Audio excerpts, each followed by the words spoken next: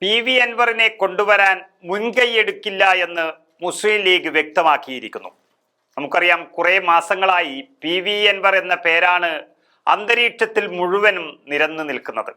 ഉപതെരഞ്ഞെടുപ്പ് നടന്നതോടെ അതിനല്പം വ്യാപ്തി കൂടി.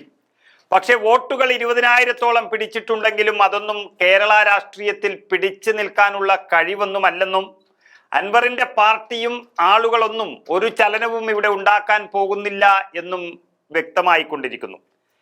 എന്നാൽ ഏതെങ്കിലും മുന്നണിയിൽ എടുത്താൽ എന്തെങ്കിലും ചെയ്യാമെന്നുള്ളൊരു ആലോചനയിൽ നിൽക്കുമ്പോഴാണ് ഒരാളും അൻവറിനെ കൂട്ടാൻ തയ്യാറാകാത്തത്. അത് വലിയ പ്രശ്നം സൃഷ്ടിക്കുകയാണ്. പക്ഷെ ഏത് മുന്നണിയിൽ എടുക്കും എന്നുള്ളതാണ് വലിയ ചോദ്യചിഹ്നമായി നിലനിൽക്കുന്നത്. LDFിനെയും മുഖ്യമന്ത്രിയെയും പുലഭ്യം പറഞ്ഞ് ഇറങ്ങിപ്പോയ അൻവറിനെ വീണ്ടും അങ്ങോട്ടെടുക്കില്ല എന്നുറപ്പാണ്. അങ്ങോട്ടെടുത്താൽ എല്ലാ അവകാശവാദങ്ങളും പൊളിയുകയും ചെയ്യും. മാത്രമല്ല, മമതാ ബാനർജിയുടെ ഒരു പാർട്ടി ഒരിക്കലും CPM-മായി കൂട്ടുകൂടുകയുമില്ല. പിന്നെ ആകെയുള്ളത് UDF ആണ്. UDF ചെയർമാനായ VD സതീശൻ അവിടെ നിൽക്കുന്നിടത്തോളം കാലം അൻവറിന് ഒരു പ്രതീക്ഷയുമില്ല.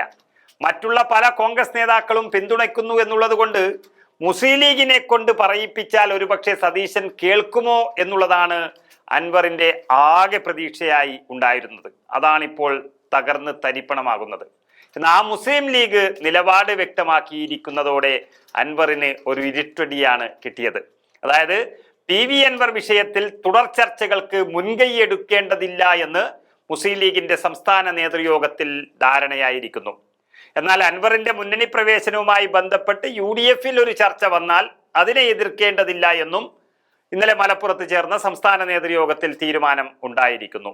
പി.വി. അൻവർ വിഷയത്തിൽ മുതിർന്ന നേതാക്കളായ E.T. മുഹമ്മദ് ബഷീർ MP-യും M.K. മുനീർ MLA-യും എടുത്തു ചാടി അഭിപ്രായം പറഞ്ഞത് നമ്മൾ കണ്ടു. അങ്ങനെ ഒരു അഭിപ്രായം പറയേണ്ടതില്ലായിരുന്നു എന്നും യോഗത്തിൽ വലിയ രീതിയിൽ വിമർശനം ഉയർന്നു. അതിനർത്ഥം പി.വി. അൻവറിനോട് അത്ര ഇഷ്ടം കാണിക്കണ്ട എന്നുള്ളത് തന്നെയാണ്. നേതാക്കളുടെ പേര് പറയാതെയായിരുന്നു ഈ പ്രമുഖ നേതാക്കൾക്ക് വിമർശനം ഉണ്ടായത്.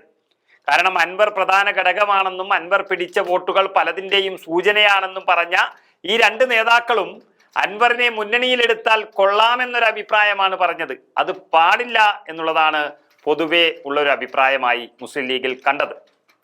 എന്നാൽ അതൊരു തലവേദനയാകും അൻവർ എന്നുള്ളത് തന്നെയാണ് ഉറപ്പിക്കുന്നത്. പ്രത്യേകിച്ച് മലപ്പുറത്തെ ഒരു നേതാവ് എന്നുള്ള നിലയിൽ ഒരു ബാധ്യതയായി അൻവർ മാറുമെന്ന് മുസ്ലിം ലീഗ് തിരിച്ചറിഞ്ഞിരിക്കുകയാണ്. അതാണ് അൻവർ കഴിവുള്ള നേതാവെന്ന് സമ്മതിച്ചിട്ടും കൂടെ കൂട്ടാൻ അത്ര പെട്ടെന്ന് ആരും തയ്യാറാവാത്തത്. പക്ഷെ ആകെ പ്രതീക്ഷയുള്ള ലീഗും കൈവിട്ടാൽ അൻവർ പെട്ടുപോകും, എങ്ങോട്ട് പോകാനും വഴിയില്ലാതെയാകും. അതുകൊണ്ട് തന്നെ സ്വന്തം ആശ്വാസവാക്കുകൾ കൊണ്ട് സമാധാനപ്പെടുകയാണ് ഇപ്പോൾ അൻവർ. തന്നെ ചൊല്ലി മുസ്ലിം ലീഗിൽ ഭിന്നതയില്ല എന്ന് അൻവർ മാധ്യമങ്ങളോട് പറയുകയാണ്. UDFുമായുള്ള ചർച്ചകൾക്ക് നേതൃത്വം നൽകിയത് ലീഗ് തന്നെയാണ്. K. സുധാകരൻ ഉൾപ്പെടെയുള്ള കോൺഗ്രസ് നേതാക്കൾ നിലമ്പൂർ ഫലം വന്നതിന് ശേഷം തന്നെ വിളിച്ചു. ചെന്നിത്തല ഉൾപ്പെടെയുള്ളവരുമായി നല്ല വ്യക്തിബന്ധമാണ് തനിക്കുള്ളത്.